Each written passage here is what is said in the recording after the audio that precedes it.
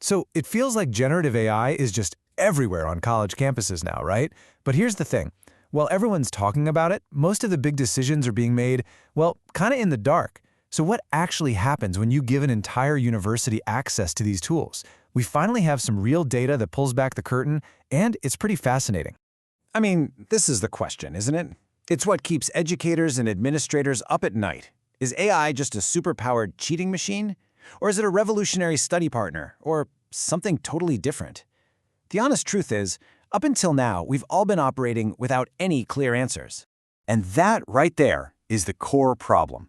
You've got huge decisions about policy, about training, about what's even taught, being made based on, fear, a few stories here and there, and tiny little pilot programs. What's missing is actual system-wide evidence. All right, so here's what we're going to cover.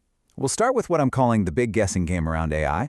Then we'll dive into some really rare data on student habits. From there, we'll see what it means to go from just accessing AI to actually using it deeply.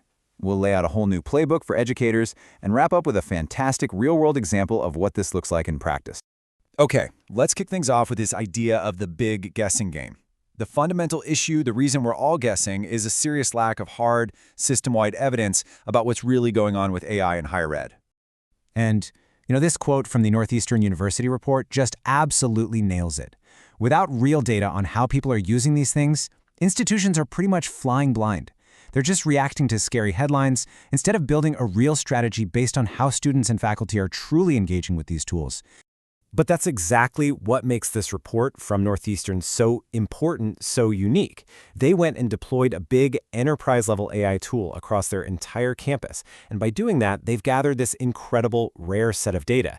It's giving us one of the first real peeks into what campus-wide AI usage actually looks like.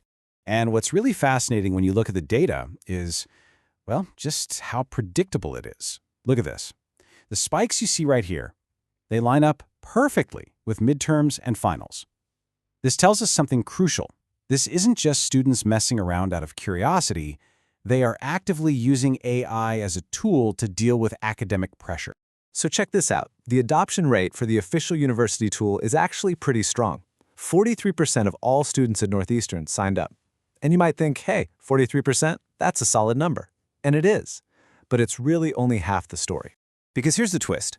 While 43% are using the university's sanction tool, national surveys tell us that over 80% of students are using AI in general. And that reveals a really important insight.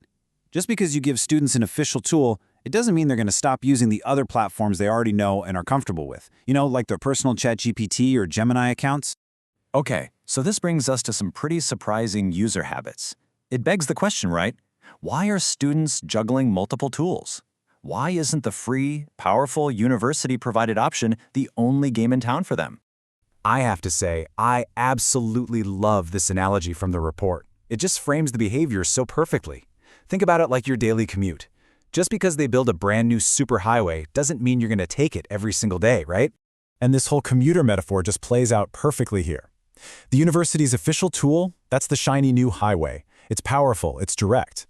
But students often stick to the familiar side streets. Those are their personal AI accounts they've been using all along.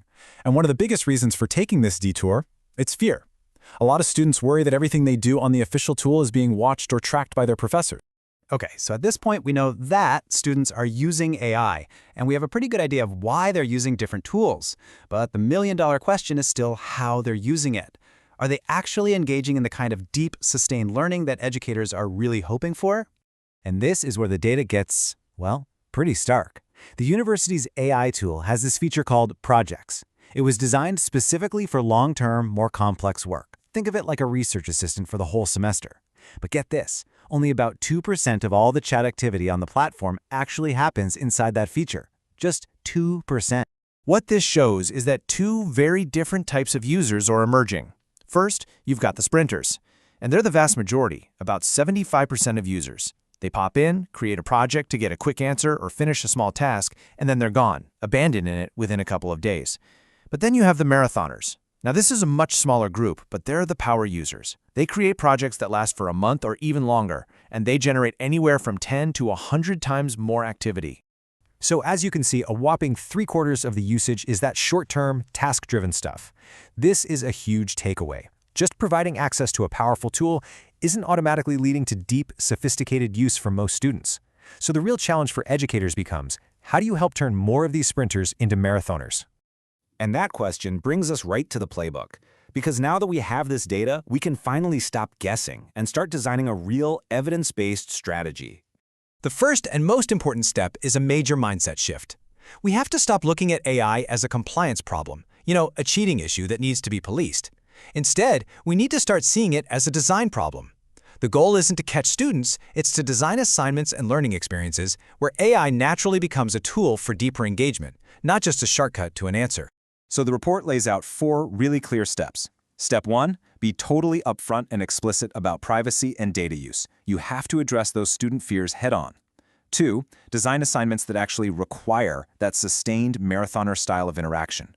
3, and this one is so important, grade the process, not just the final output. Ask students to reflect on how they used AI. And finally, step 4, you've got to invest in and share great examples of what good AI use actually looks like. And that last point, showing what good looks like, is so crucial. So let's dive into a brilliant case study from the Spanish department at Northeastern. It shows exactly what this kind of thoughtful assignment design can achieve. Okay, get this. For this assignment, students don't just ask the AI a simple question, they have to create an AI persona of someone who actually lived through a historical dictatorship in a Spanish-speaking country. Then, they conduct these long, extended interviews with that persona, all in Spanish. And the AI is amazing. It stays in character the whole time and even provides real-time grammar feedback. To finish, students turn in the interview transcript and a reflection on the whole experience.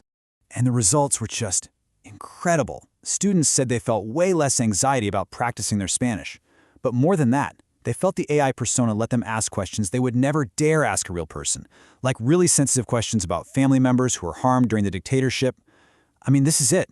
This is using AI to create a uniquely powerful and safe space for learning. And that brings us to the final, really thought-provoking question that was part of the assignment itself. This question isn't just checking if they did the work.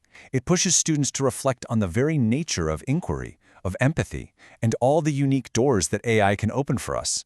It really goes to show that when we stop guessing and start designing, AI can become a tool not for getting easy answers, but for learning how to ask much harder and much more meaningful questions.